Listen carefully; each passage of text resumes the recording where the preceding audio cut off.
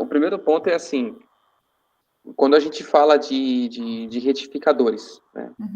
O que um retificador faz? Retifica. Não, tudo bem, vamos lá. É isso mesmo, ele retifica. Agora, assim, o que significa isso? Isso significa transformar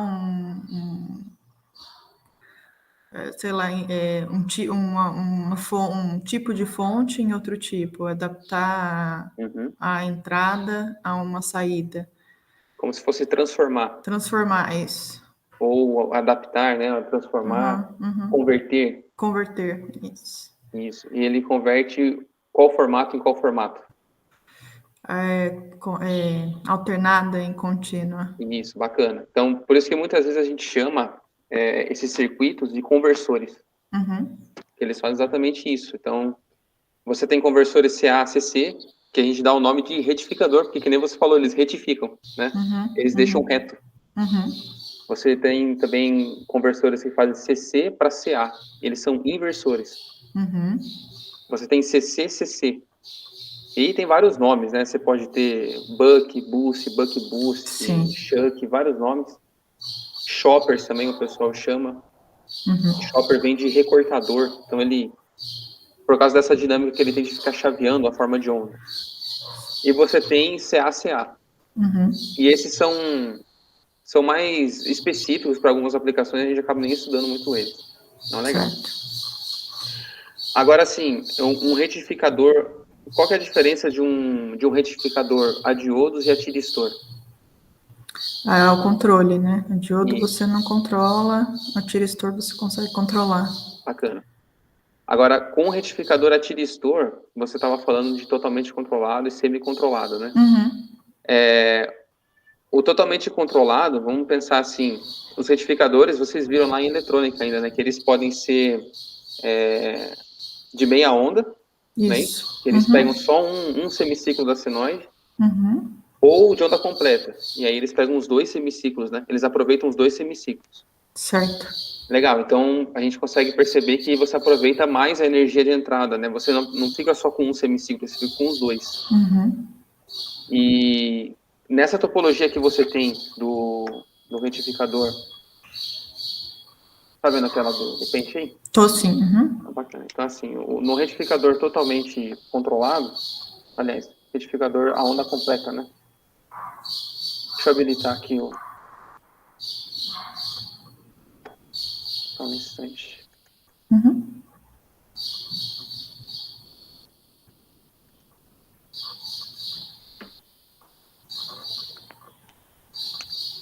Tá, beleza. Então, vamos lá. Então, geralmente a topologia que a gente vê quando a gente fala de retificador em onda completa é essa topologia aqui, né? São os diodos em série, assim. E aí você tem uma fonte CA aqui. Ponte Eu de gosto diodo. eu gosto mais de ver assim. Tem também um pessoal que costuma representar dessa forma. Sim. E se você vê o pessoal mais de eletrônica analógica e tal, eles gostam de representar assim. Eles colocam a fonte aqui. É o mesmo circuito, né? Sim. Só o modo de representar que muda. Aliás, a fonte CA tá aqui e o CC tá aqui, né? CC tá aqui. Beleza, mas vamos para a primeira representação. Esse cara aqui é a ponte completa que a gente fala, né? O retificador de onda completa. Qual que é a diferença, então, do controlado e semi-controlado que você falou aí, né? A diferença é a seguinte, que se a gente pegar aqui essa topologia, vamos pegar aqui assim. Então, vamos pensar assim, um tiristor nada mais isso que eu ia falar para você, né? Qual que é a diferença de um tiristor para o diodo? Você tem um controle através do gate, né? Uma injeção de corrente no gate. E esse cara, né, o tiristor, ele se aproxima mais de uma chave ideal do que o diodo, né? Então, você lembra que ele provavelmente chegou a comentar isso com vocês, que o objetivo nosso é fazer a chave ideal, né? Que ela conduz em todas as direções, ela bloqueia a tensão nas duas direções, assim, ela não tem problema nenhum, não dissipa potência nem nada. Então, o diodo, ele é um cara que a gente não consegue controlar ele só conduz em um sentido, bloqueia em um sentido também. Aí o tiristor, ele já ganha um grau de liberdade, que é esse terminal de gate, como você falou. Se você tem os 4 dispositivos interruptores dessa ponte com terminais de gate, a gente fala que ele é totalmente controlado. Sim. E aí você tem algumas variantes em que você controla apenas 2. Sei lá, você controla, por exemplo, esses caras aqui ou esses caras, enfim. Depende Sim. da topologia que você tem, né? E por que a gente faz isso? Por que em alguns casos a gente controla todos e em outros a gente controla só 2? O que você acha? Aí você já não sei. Não, Você não precisa. Isso. Na verdade, assim, vamos pensar que o ideal seria você controlar os 4, porque daí você tem o máximo grau de controle, né? Sim. Porém, na prática, quando você faz um circuito para controlar, vamos imaginar assim, vamos imaginar que a gente vai construir um circuito para disparar o tiristor. É que vocês não tiveram nenhum lab, né, físico, né? Foi tudo virtual, né? Tudo virtual, Então, no lab físico lá mesmo, vocês fazem um circuitinho de disparo do tiristor, né? Então, basicamente, é um circuitinho externo que você coloca aqui que vai injetar corrente nele. Certo. Só que você fazer muitas vezes o controle para as 4 chaves vai exigir 4 circuitos. Entendi. Sim. Então, é uma complexidade, é um custo. Então, agora imagine você vendendo fontes, conversores. Esse aqui é o premium, esse daqui é o normal, entendeu? Então, você consegue fazer isso também, né? Você consegue ter um produto mais ótimo que o outro, digamos assim. Então, por isso que tem o semi-controlado e o totalmente controlado. E uma outra coisa interessante também é o seguinte, é que um tiristor tende a ser mais caro que um diodo. Então, se você usa um semi-controlado, você gasta menos e tem um controle mais simples e dependendo da aplicação você consegue fazer a mesma coisa com totalmente controlado. Certo.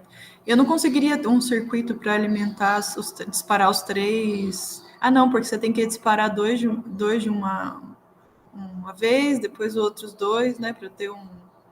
Isso. E também tem a questão de massa, né? O que significa isso, né? Significa que o controlador ele tem que injetar aqui uma corrente com relação a essa chave. Então, ele vai ter que tomar esse terminal e esse terminal aqui do gate como... Aqui vai ter um circuitinho, vamos imaginar que é um circuitinho aqui. Sim.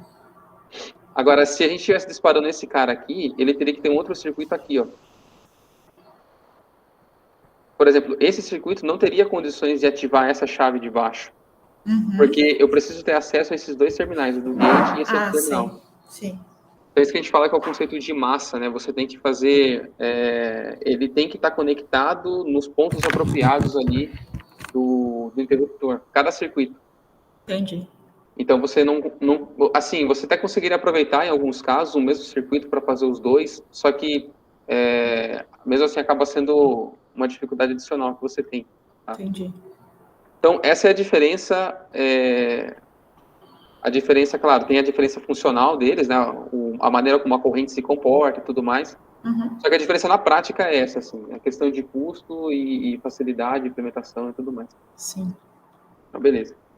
Bom, lá o enunciado nosso aqui está falando de totalmente controlado. Então, a gente tem as 4 chaves com terminais disponíveis para a gente controlar. Tá? Certo. Beleza. E qual que é a ideia de eu controlar o tiristor na prática? Por que seria interessante eu controlar um retificador? Qual que é o objetivo, você acha? O que eu quero controlar no retificador? Que é controlar o disparo. Você controla o gate. Ativação. Você controla em que momento ele vai conduzir, né? Certo? Mas para quê, né? Qual o objetivo de eu controlar as chaves?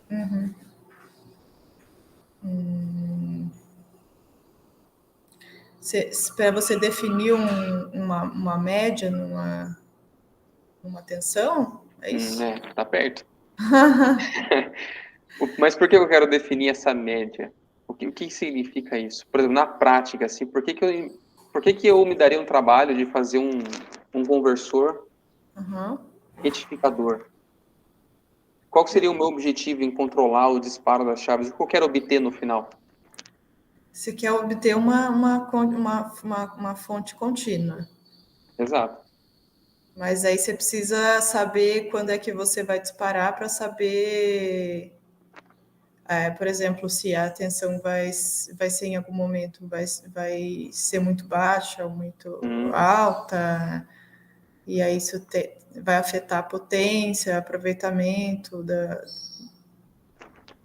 Isso, vamos pensar assim que, por exemplo, o que você faz, assim, na graduação toda, né? Eu não sei quando que você entrou, mas você já teve aula de laboratório, né? Não foi Sim, tudo virtual. sim.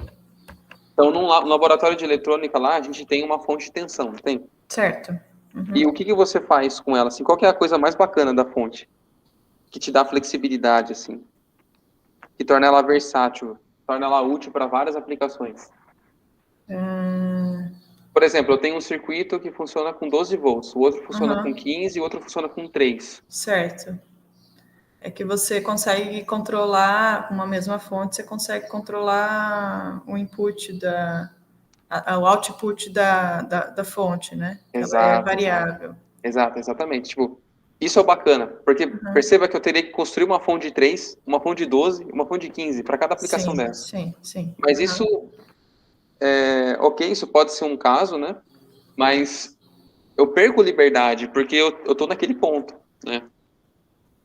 Agora, uma fonte bacana, assim, que é mais versátil, no sentido que eu posso regular a tensão de saída dela, é mais interessante, certo? Certo. Então, por que então que eu controlo os tiristores? Eu controlo os tiristores para regular a tensão de saída. Ou seja, essa palavrinha regular, ela vem muito da teoria de controle também. Regular é igual controlar, certo? Ou seja, eu consigo ajustar a minha tensão de saída de acordo com o controle dos tiristores. Sim.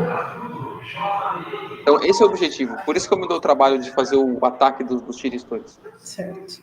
Agora, como você falou agora há pouco, por que eu estou interessado em controlar a tensão de saída? Porque isso vai significar um desempenho diferente do que está sendo alimentado por essa fonte, né? Por exemplo, eu vou dar uma ilustração para você aqui. Imagine que a gente tem, eu não sei se já foi falado em aula com ele lá, mas se for, já a gente revisa. Imagine que você tem uma bomba hidráulica, por exemplo. Certo. E aí essa bomba hidráulica, ela recebe um fluido desse ponto, do ponto A, e ela solta esse fluido aqui do ponto B. Beleza, isso aqui pode ser petróleo, por exemplo. Estou extraindo petróleo do leito do mar. Tá? E aí esse motor, obviamente, é um motor elétrico. E eu tenho uma fonte de alimentação aqui, que está alimentando esse motor. Vamos imaginar que essa fonte de alimentação aqui está me dando 500 kW de potência. Ok? E eu estou ligando esse motor aqui sempre a 500. Sempre a 500 kW. Só que em alguns momentos pode ser interessante eu regular a vazão desse fluxo aqui. Eu quero que em alguns momentos o fluxo ele passe mais rápido, em outros mais lento, por algum motivo X aí que eu tenho. Então o que o pessoal fazia antes de existir eletrônica de potência? Eles colocavam uma válvula aqui, como se fosse uma torneira. Certo. Tá? E aí eu ia ajustando a válvula, deixando passar mais ou menos fluido por ali. Bom, legal, isso aqui também funciona. Então vamos supor que a potência mecânica aqui do fluido, né, que está saindo aqui, ela pode variar de 0 a 500. Vamos imaginar que esse processo de conversão é ideal. Toda a energia elétrica vai virar mecânica. Tá? Então a potência mecânica do fluido aqui também pode ir de 0 a 500. Nesse exemplo aqui. E aí, mudando a válvula, eu consigo ajustar a potência de saída. Bacana, tem um controle de velocidade aqui do fluido, estou regulando a potência de saída dele, eu estou controlando a potência de saída dele. Certo. Só que qual que é o problema? O problema é o seguinte, é que você ainda continua puxando da fonte 500. Sim. Só que vamos supor que lá na saída você está usando só 50. Para onde está indo os 450? Está dispersando. Você está queimando na válvula aqui, ó. Então, o que ela faz? Ela queima 450, ela joga fora 450 e só deixa passar 50. Certo. Isso é muito ineficiente, isso é muito ruim. E ainda mais hoje em dia que essa questão de energia, a gente tem que otimizar bastante a utilização dela, por uma série de razões, né? Então, a ideia de você usar um conversor de eletrônica de potência, por exemplo, aqui, ó, é uma interface aqui, ó, uma eletrônica de potência aqui nessa caixinha preta. A ideia é a seguinte, é que se você precisa de 50 na saída, o conversor só vai puxar da fonte aproximadamente 50. Certo. Se você precisa de 100 aqui, ele puxa da fonte 100. Olha que bacana, ele aproveita o recurso que você tem. Certo. Ele não queima nada. Idealmente, um conversor de potência assim, ideal, ele não vai cobrar preço nenhum de você por fazer esse processo. Ele vai pegar uma energia de entrada aqui e vai jogar na saída. Só que óbvio que ele cobra um preço. Então ele perde alguma coisa nesse processo de conversão. Sim. Então, voltando aqui para o nosso tiristor, né? Nosso conversor retificador aqui totalmente controlado. A ideia é justamente essa. Eu tenho esses terminais aqui, ó. E vamos pensar assim, né? Um retificador. Então aqui vai sair, a gente está interessado na grandeza CC. Porque é um retificador, né? Certo. Interessado no CC. E eu controlo, se eu controlar a magnitude, então, do CC, de certa forma, eu estou controlando exatamente isso daqui, ó, a exigência de potência da minha carga. Eu estou atendendo a exigência de potência dela para dar exatamente o que ela está pedindo. Sim. Entendeu? Então, essa é a ideia, por isso que a gente faz o controle. Né? Apenas para esclarecer aqui, para deixar um pouco mais claro, né? Quando você faz revisando um pouquinho como funcionam os tiristores aqui, os retificadores totalmente controlados, né?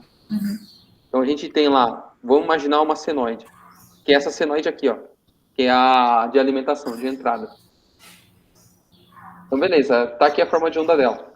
Certo. Beleza, 60 Hz é a tensão da rede, 180 volts e pico, 127 RMS. Legal, isso é o que a gente tem na tomada aí. Tá. E aí eu vou jogando aqueles tais de ângulos de disparo, os tais dos ângulos alfa aí. De onde que vem essa ideia de ângulo? Vem da ideia aqui, ó, que se você pensar e ver aqui a senoide em termos de radiano, você tem que 0 radianos e 2 pi rad. Sim.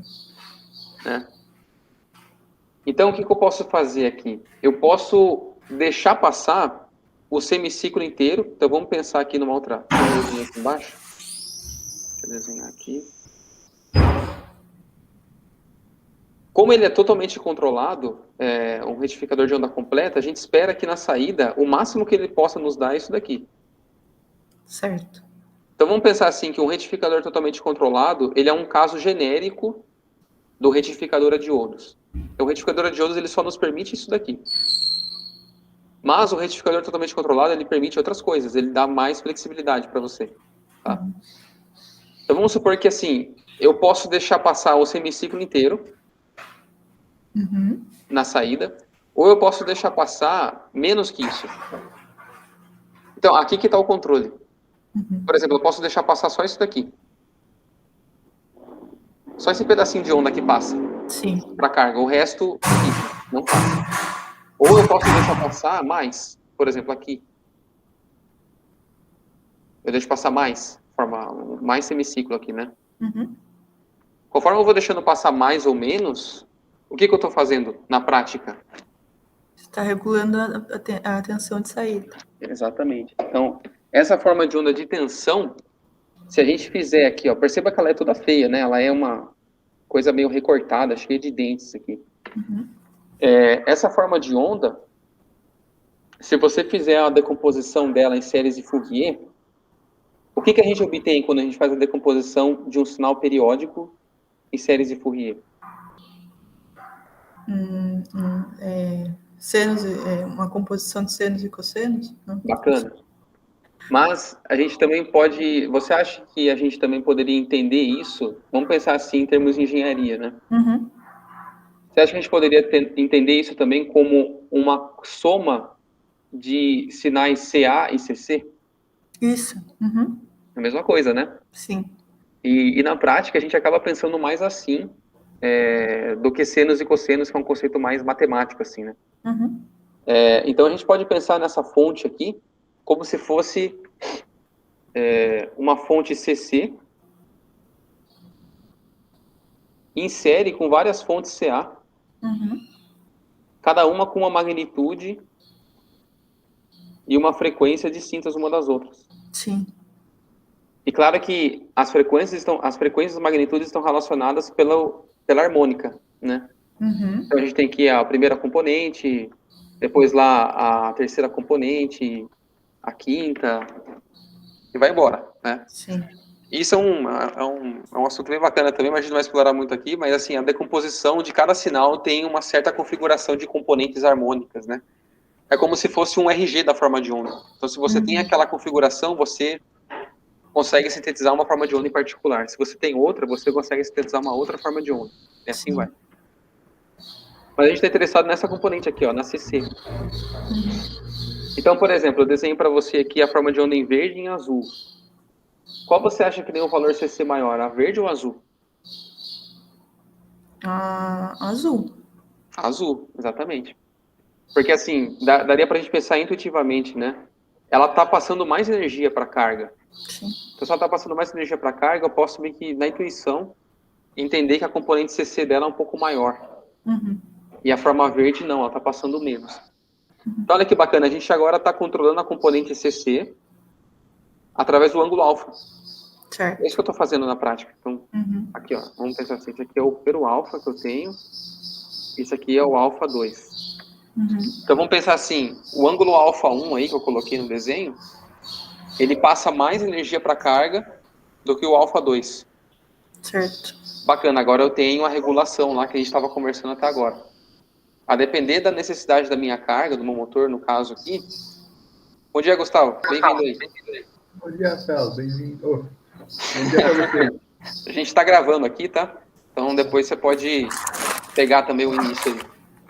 Tá, você vai mandar essa gravação para a galera? Ou só para o pessoal que participou? Não, vai estar. Eu mando o link para vocês depois. Tá bom. Obrigado. Tá. Então, assim, olha que legal. A gente está controlando a disponibilidade de energia para carga através do ângulo alfa.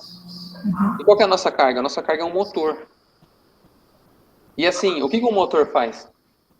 Por que você utiliza um motor para alguma coisa? Qual é o seu objetivo com isso? Transformar a energia elétrica em mecânica. Bacana. E o que um motor faz, assim? Qual que é a forma que ele manifesta essa energia mecânica? Rotações? Exatamente. Ou movimentos lineares também, que a gente sabe que existem motores lineares, né? Eles também fazem movimentos lineares. Bacana, então eu quero mover alguma coisa, certo? E dá pra gente mover um montão de coisas com o motor. Vocês já tiveram aquela disciplina, acho que era... projetos e mecanismos, eu acho, alguma coisa assim. Não mudou o nome, né? Essa revisão que teve da disciplina. Acho que não. Então, assim, se você olhar naquela disciplina, você viu lá, por exemplo, o mecanismo biela-manivela? Sim. O que o mecanismo biela-manivela faz? Ele transforma um movimento rotacional do motor em linear. Sim. E aí tem um monte de mecanismos possíveis que você pode criar que transformam um tipo de movimento em outro. Então, bacana. Então, é isso que a gente quer fazer. Na prática, a gente quer mover alguma coisa. Seja um braço robótico, uma esteira, ou, sei lá, um robô que está fazendo cirurgia em alguém. Você vai ter um motor que vai estar fazendo esse movimento ser possível, transformando energia elétrica em mecânica. E para que ele faça diversos tipos de movimentos distintos, a gente regula a quantidade de energia que está disponibilizada para ele e o modo como ele vai girar. E tudo isso vem dos conversores de potência, que fazem esse controle da disponibilidade de energia para a máquina. Certo. Então, assim, eu fiz toda essa introdução aqui para a gente voltar aqui para o lado, né? A ideia, então, é que se você coloca esse conversor nesse estágio aqui, ó, de armadura, o que a gente vai estar fazendo, então, na prática? A gente vai estar regulando a componente CC que vai estar vindo aqui. Mas, assim, se eu te perguntar, sai somente componente CC? Não. Ela é toda... Isso aqui não parece uma fonte CC. Não parece uma forma de onda de uma fonte CC. Ela é toda dentada, rasgada, uma coisa esquisita. sai também outras componentes. As componentes CA lá, que são esses caras aqui. Só que assim, quem que está exercendo o trabalho para a máquina? Quem que a máquina vê como uma fonte de energia para ela trabalhar? CC. A CC. E a CA está fazendo o quê? Tá, não sei. Não, a CA ela não faz nada de útil, no sentido de ela não se transforma em trabalho mecânico. Mas ela vai estar sendo queimada ali na máquina. Certo. Você aumenta o valor eficaz da corrente. Então, assim, qual que era a definição lá de valor eficaz de uma grandeza? O valor eficaz leva em consideração não somente a componente CC, não é isso? Ele também leva em consideração as componentes CA. Então, não importa, você está pegando somente a componente CC para fazer trabalho, mas a componente CA está ali também. E a tua corrente eficaz vai aumentar. E as suas perdas dependem da corrente eficaz, não da corrente média. Né, perda o efeito Joule, R², por exemplo. Esse I aí do efeito Joule, ele não é o médio, é o eficaz. É isso? Isso. Então, beleza, a gente tem essa situação. Então, eu estou colocando essa fonte, esse conversor aqui, e estou regulando a componente CC que está sendo disponibilizada para a armadura. E o que eu faço, então, quando eu regulo a componente CC que está sendo disponibilizada para a armadura? Como que o motor vai se comportar se eu coloco... Imagine 2 cenários, ó. Eu coloco uma fonte CC de 50 volts e outra fonte CC de 200 volts. Qual é a resposta do motor diante dessas duas fontes? O que você acha que vai acontecer? Ele tem velocidade diferente. Isso. E qual que é a maior? Maior a tensão, maior a velocidade. Isso. Por quê? Porque eu estou disponibilizando mais energia. Você não acabou de falar para mim que ele converte energia elétrica em mecânica? Então, se você tem uma fonte de 200 volts para o mesmo circuito, ela vai dar mais energia do que a de 50. Então, o motor ele vai ter que converter essa energia. Beleza, ele vai girar mais rápido. Não é isso? Isso. Então, esse é um efeito que a gente tem. Ele gira mais rápido. Mas, assim, quando a gente fala de girar mais rápido, vamos supor, ele está girando a 800 RPM, e aí você aumentou a tensão. Aí ele foi para 1.600 RPM, dobrou a velocidade. O que faz um corpo que está girando aumentar a velocidade dele? O que faz a velocidade aumentar? O torque é maior. Exatamente. Então, o torque, ele é o análogo da força. Em sistemas lineares, né? Em física. Sim. Então, se você aumenta o torque, o que você está aumentando? A velocidade. A velocidade, porque você está aumentando a aceleração. Aceleração angular. Isso. É isso? Então, existe uma relação, concorda comigo que existe uma relação entre a tensão de armadura e o torque. Porque assim, eu aumentei a tensão e o torque aumentou. Certo. Eu diminuo a tensão, o torque diminui. Então existe um link entre essas coisas. E quem que faz esse link? Qual que é o elemento que faz o link entre a tensão de armadura e o conjugado? Tensão de armadura e conjugado. É o conversor. Não, o conversor, ele já, digamos assim, ele já fez o trabalho dele no sentido de disponibilizar uma tensão aqui. Tá. Aí agora vamos pensar assim, só nesse circuito isoladamente aqui. Ele tem uma tensão CC aqui. A corrente? Exato. Então assim, a corrente de armadura, ela é o agente que vai fazer o conjugado ser maior ou menor. Então se você aumenta a corrente de armadura, você está aumentando o conjugado. Então, por exemplo, vamos lembrar lá de eletromagnetismo. Você tem, por exemplo, essa relação aqui, ó. Força é igual ao produto vetorial do campo com a corrente. A gente chamava de FBI, né? Então, você pega os 3 dedos da mão esquerda, por exemplo, você associa cada vetor a um deles e você sabe até identificar o sentido de giro do motor de acordo com a orientação da corrente. Então, se a corrente está indo para um sentido, o motor gira no sentido. Se a corrente vai no sentido reverso, o motor gira no sentido reverso. Por quê? Porque existe essa relação entre a mecânica e a elétrica. Dada por quem? Pelo magnetismo, exatamente. Então, assim, o magnetismo é o cara que junta esses dois mundos. Ele junta a mecânica com a elétrica. Então, toda vez que você for ter uma relação entre mecânica e elétrica, vai aparecer ali alguma coisa do magnético no meio. Porque é ele que faz a relação entre os dois. Entendeu? Sim. Não, bacana. Então, assim, existe uma correlação, então, entre o conjugado e a corrente. Então, é por isso que aparece aquela formulinha, ó. Então, essa folha nossa aqui tá ficando bastante coisa. Deixa eu aumentar aqui. Agora vamos entrar nas fórmulas, porque, assim, o conceito eu acredito que está um pouco claro, um pouco mais claro agora, né, das coisas. Tá. Agora as fórmulas vão fazer sentido, ó, porque, assim, você tem um conjugado, que é a força do motor. E eu sei que isso daqui é proporcional, eu vou colocar não vamos usar a letra alfa, vai ficar alfa está sendo usado para outra coisa. Ele é proporcional à corrente de armadura. Certo. Então, esse K aqui é apenas uma variável qualquer. Significa que, se o meu conjugado, por exemplo, é 10 Nm, e a minha corrente, sei lá, 2 amperes, então o meu K é igual a 5.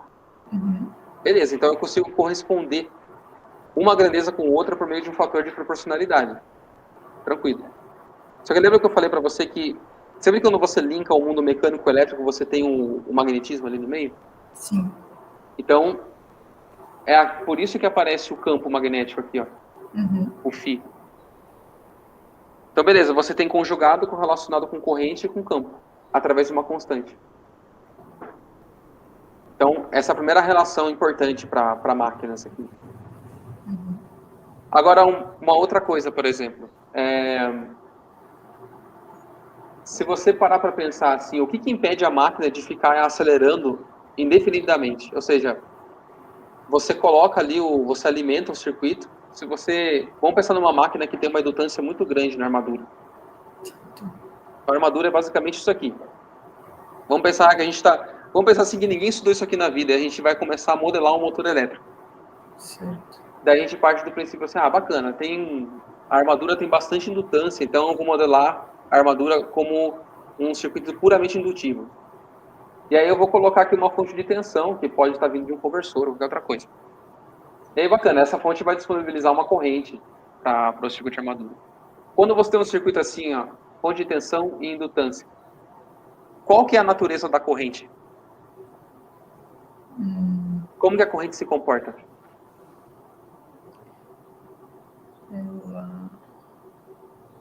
Não sei. Então, beleza, vamos lá. Então vamos pensar assim, ó, se você tem um circuito RL. A exponencial. Legal. Então, você tem um circuito, uma fonte de tensão, um R e um L. Ok. Bom, essa resistência aqui, ela está roubando um pouco de energia. Então, o que você vai ter? A corrente, ela vai fazer isso daqui, ó. Né?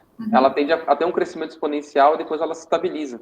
Sim. Porque, em regime, o indutor, ele se comporta como um curto-circuito, e aí você só tem a resistência. Sim. Então, esse valor aqui, ó, é como se fosse V por R. Ele estabiliza em V por R, mas ele tem essa inércia aqui para crescer. Agora, no indutor puro, não tem ninguém roubando energia. Não tem R. Então, qual é o comportamento da corrente? Ele faria isso daqui, ó. Ele não para de crescer, ele vai embora. A corrente não para. Mas aqui, essa fórmula nossa não indica que o conjugado é proporcional à corrente? Sim. Então, caramba, eu teria um conjugado infinito. A máquina nunca pararia de acelerar. Ela ia girar a velocidade da luz em algum momento, né? Tão rápido que ela ia girar. Mas isso não acontece na prática. Por quê? Porque assim, o meu circuito da armadura, primeiro, que ele não é puramente L.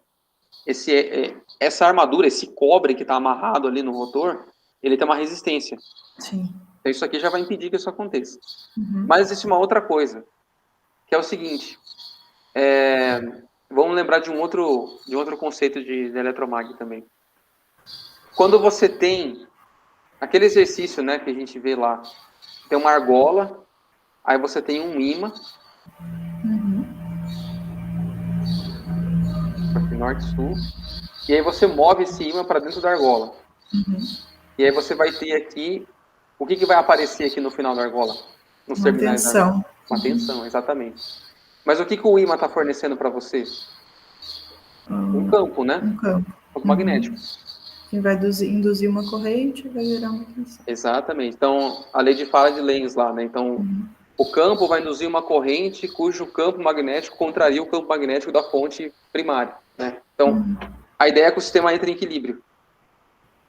Agora, se eu passar esse ímã aqui, ó, imagina que eu tenho um mecanismo aqui que fica passando esse ímã de trás para frente dentro dessa argola aqui. Se eu passo a uma velocidade de 1 metro por segundo, imagine 2 cenários. 1 metro por segundo, cenário 1. O outro cenário, 50 metros por segundo. Qual dos 2 cenários vai induzir uma tensão maior aqui? 50. 50. Porque a gente sabe que a taxa de variação do fluxo, ou seja, o quanto o fluxo vai cortar essa argola, depende da velocidade desse ímã aqui. Se o ímã é devagar, o campo ele corta o condutor com uma taxa menor. Se esse ímã está cruzando mais rápido, a taxa de variação do fluxo é muito maior. Então, é por isso que existe aquela formulinha, né? Que a tensão induzida, ela é o inverso da taxa de variação do campo magnético. É isso que significa. É assim que a gente modela aqui, ó, esse comportamento real na matemática. Sim. Agora, você concorda comigo que o motor ele tem um circuito de armadura, que você alimenta ali, os terminais. Agora, o que está conectado no circuito de armadura? Um circuito de campo. Isso, você tem um circuito de campo fora, mas a armadura em si, o que ela faz? Ela isola o circuito. Ela isola, mas assim, ela é fixa ou ela gira? Ela gira. Ela gira. É exatamente essa parte que a gente quer que gire. Então, a construção do motor lá, né? Você tem, vamos pensar assim, ó, esse cara aqui tá girando. Tem o eixo dele aqui. E aí, se você lembrar de uma fotinha do motor, você vai reparar lá que tem assim, as ranhuras aqui, ó. Isso aqui é um material ferromagnético, ou seja, ele gosta de magnetismo. Ele conduz bem magnetismo, campo magnético. É isso que significa ferromagnético. E aí você vai ter o cobre aqui. Não é isso quando a gente vê a imagem desse motor? Sim. Tem um monte de cobre assim. Só que assim, esse cobre aqui, o que ele é? Ele é o condutor. Esse cobre é esse RL aqui, ó.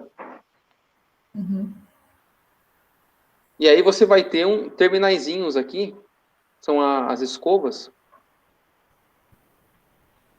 E essas escovas aqui é que vão receber a alimentação da sua fonte. Certo. E por que tem que ser escova? Porque esse negócio aqui está girando, então você tem que conectar é como se você tivesse um circuito elétrico em que um componente do seu circuito está girando. Como é que você faz para alimentar isso? Aí você tem que usar a escova, nesse caso aqui. Tá? Ou seja, o seu circuito de armadura aqui, ó, essa bolinha aqui que a gente desenha, representa isso daqui, ó. Tá.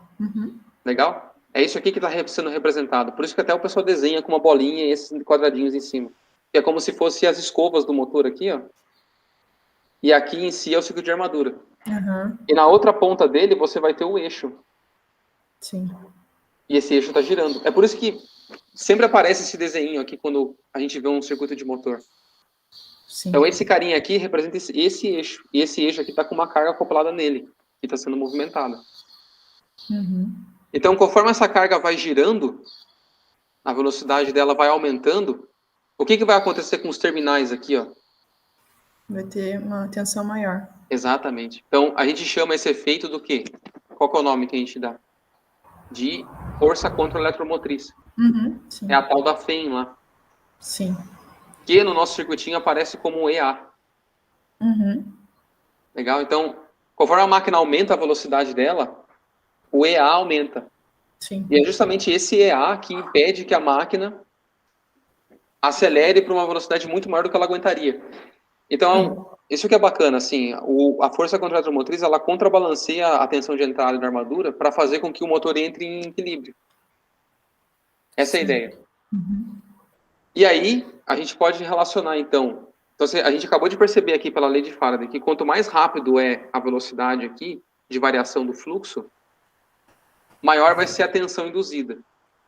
Então, o que eu posso escrever? Da mesma forma como eu escrevi para o conjugado. Que a tensão, EA, ela é proporcional. Daí vamos dar um nome diferente aqui, ó, KA. E aqui eu vou chamar de, sei lá, KI, por exemplo. É uma outra constante. Ela é proporcional a quem? A velocidade. Porque se eu aumento a velocidade, esse EA aumenta, não é isso? A velocidade diminui e esse EA diminui. Só que assim, isso também depende do campo. Porque toda a relação que existe aqui entre elétrica e mecânica vai ter um campo magnético no meio. E é por isso que aparece o φ aqui também. Certo. Então, eu já tenho duas relações importantes. E a última, e eu estou te mostrando as relações matemáticas que você precisa compreender para resolver esse tipo de exercício. Daí eu espero que fique um pouco mais claro depois, Sim. na hora de a gente resolver. E por último, assim, aqui a gente só desenhou um circuito de armadura. Mas você falou para mim assim, tem um circuito de campo também, né? Beleza, eu falei para você lá que existe essa correspondência entre força, corrente e campo magnético. Bacana. Esse eixo aqui está exercendo uma força mecânica. Eu tenho a corrente. Agora está faltando o B, né? Então, assim, eu tenho corrente, eu tenho força. De onde que está vindo o campo? O campo está vindo de fora. Que a gente chama que é o circuito de estator da máquina. Sim. Então, eu vou desenhar outro lugar, porque ali já está bem poluído já. Mas seria algo assim. Vamos imaginar que aí... Vamos imaginar num motorzinho assim, tipo esses pequenos motores, por exemplo, um motor de brinquedo. A construção dele seria mais ou menos assim. Você tem aqui... Vamos imaginar dois ímãs assim. O que vai ser formado aqui? Um campo. Um campo. Bacana. Daí eu chego e coloco esse carinha aí, ó. A armadura aqui. Girando, né? E olha só, existe um material ferromagnético lá que a gente estava conversando. Tipo, não poderia ser qualquer material, certo? Eu não poderia colocar assim, tipo, alumínio aqui. Porque o alumínio ele não gosta muito de campo magnético, agora o ferro gosta. E aí existem outras ligas, você pode combinar ferro com outros metais e tudo mais. E eles podem reagir mais, melhor ou pior, a depender do campo, né? E aí você tem o cobre aqui. Então, legal, o cobre está recebendo a corrente, que eu estou informando para ele.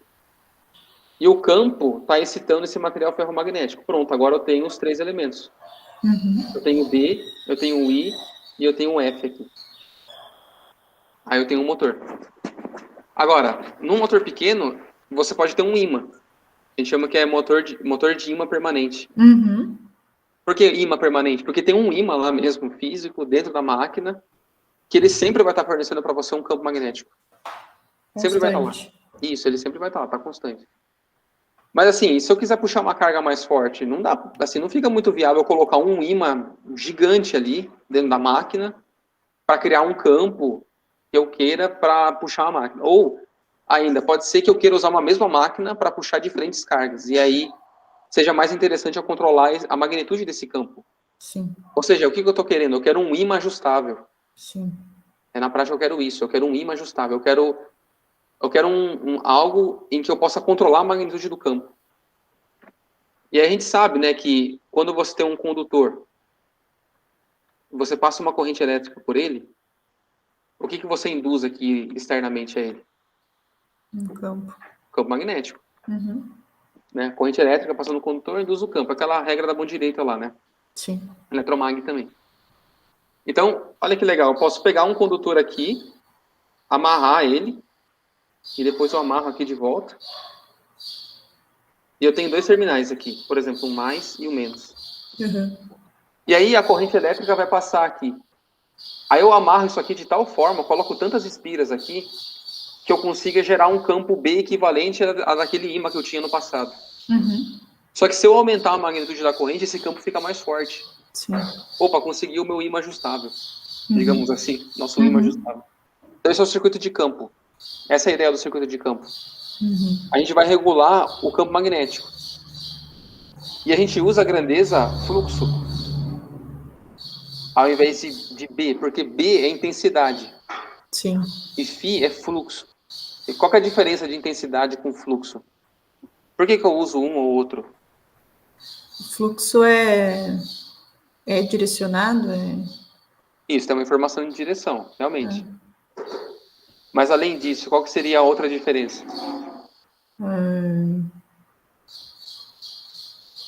Por causa da corrente? Isso, ele também está relacionado com a corrente. Mas assim, por exemplo, quando eu pego um conceito de fluxo e um conceito de magnitude, você não concorda comigo que o conceito de fluxo dá uma ideia de movimento? Sim. E o conceito de magnitude, ele parece ser uma coisa mais estática, não parece? Sim. Então vamos pensar assim, por exemplo, um exemplo assim, imagina um rio. Uhum. Eu posso ter um rio com uma alta correnteza, ou seja, a água está passando bem rápido. Mas eu tenho pouca água. É como se esse rio tivesse um alto fluxo, mas uma intensidade baixa. Uhum. Ou agora eu posso ter, sei lá, muita água passando, só que ela passa devagar. Sim. Então é como se eu tivesse muita intensidade, mas pouco fluxo. Uhum. E aí, claro, existe a maneira matemática de você modelar isso. Aí você usa lá aquele cosseno, aquela coisa toda. Uhum. Mas a ideia é essa. Então, o quanto de campo está passando por uma seção de área. Isso é fluxo. E a magnitude desse campo, a força dele, é o B, é a intensidade. Uhum. Tá? Então, como a lei de Faraday ali, gera a tensão, está relacionada com o fluxo, é por isso que a gente modela as coisas com fluxo. Porque isso daqui é mais importante. É a taxa de variação do campo. Não tanto a intensidade dele. A intensidade dele também é usada, mas a gente se importa mais com o fluxo. Então, assim, como que eu posso modelar isso daqui para terminar o nosso circuito lá? Então, ok, eu tenho o cobre, né? O R e o L, que eu modelo assim, eletricamente. Eu tenho os terminais do meu circuito de armadura ali. Aliás, isso daqui já é incorporado no circuito de armadura. Mas isso daqui é a própria coisa que gira no motor. E ela tem uma força contrátil motriz EA. E eu estou alimentando isso daqui por algum elemento externo aqui. Por exemplo, VA. Vamos chamar de VA.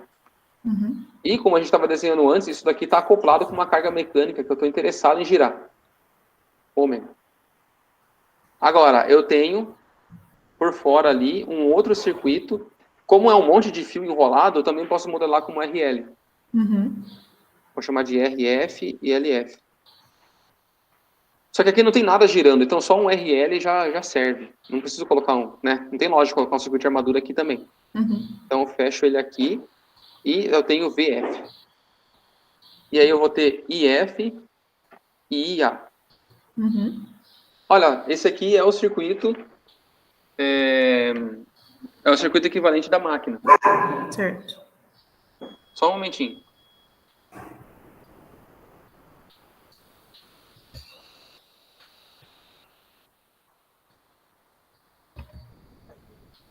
Tá, agora eu tenho o circuito equivalente do motor aqui. Agora eu te pergunto assim, ficou mais claro o significado desse circuito agora do que estava antes da nossa conversa? Sim. Uhum.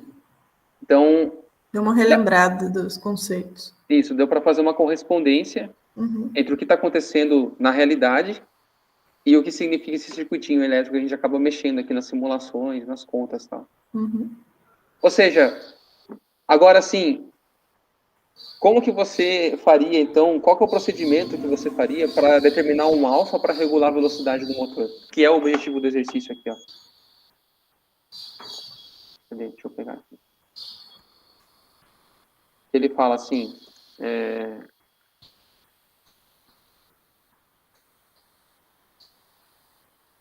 determina o valor do ângulo de disparo que deve ser aplicado para que o sistema opere com uma velocidade igual a 679.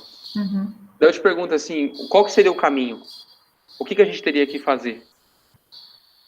Você pode regular a corrente do circuito de armadura. Legal. E eu regulo isso fazendo o quê? Para que a corrente seja maior ou menor, o que vai ter que ser maior ou menor? A tensão. A tensão, legal. E como que eu faço para a tensão ser maior ou menor? Você ajusta o ângulo de disparo. Legal. Então, olha só. Alfa, tensão, corrente. Uhum. Fecha o circuito aqui. Fecha esse circuito. Certo. Só que nas nossas equações, que são essas daqui, vai aparecer o fluxo. Sim. E aí, deixa eu colocar uma outra conta aqui. Fica então claro do nosso circuitinho lá que o fluxo ele vai depender da corrente de campo. Sim. E se eu aumento a corrente de campo, o fluxo aumenta. Lembra do nosso ímã ajustável?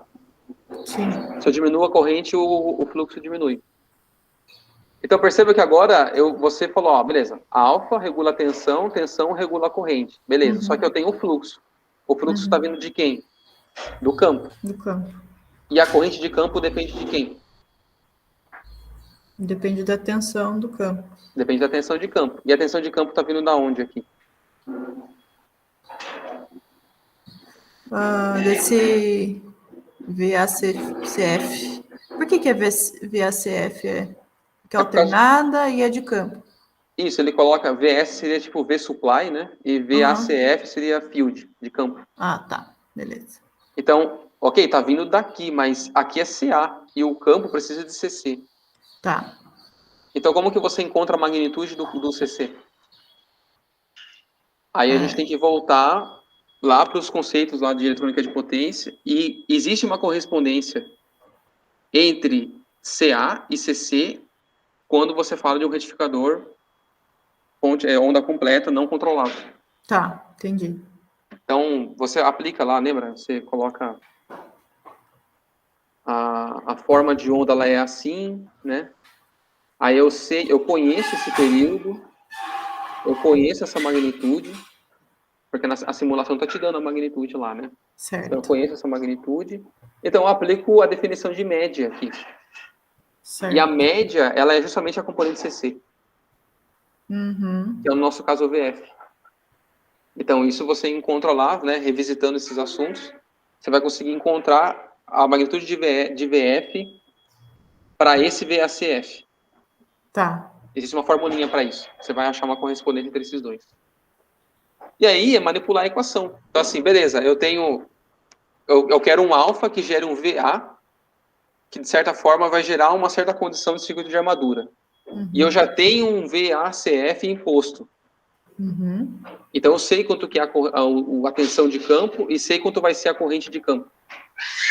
Se eu conheço essa informação e eu conheço o circuito de armadura, na sua equação só vai sobrar ali a tensão de armadura que você precisa para que aquilo aconteça.